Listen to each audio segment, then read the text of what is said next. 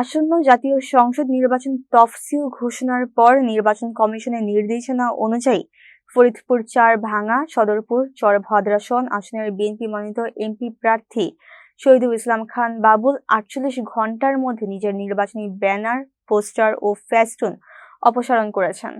শনিবার সকালে ফরিদপুর-৪ আসনের বিভিন্ন এলাকা ঘুরে নিজ হাতে এই ব্যানার, পোস্টার ও ফেস্টুন অপসারণ করেন তিনি। এ সময় শহীদুল ইসলাম খান বাবুল বলেন, নির্বাচন কমিশনের প্রতি যথাযথ সম্মান রেখেই তাদের নির্দেশনা মানতে আমি আমার সব নির্বাচনী ব্যানার ও ফেস্টুন নিজ হাতে সরিয়ে ফেলেছি এবং নেতাকর্মীদের এসব সরিয়ে ফেলার নির্দেশ দিয়েছি।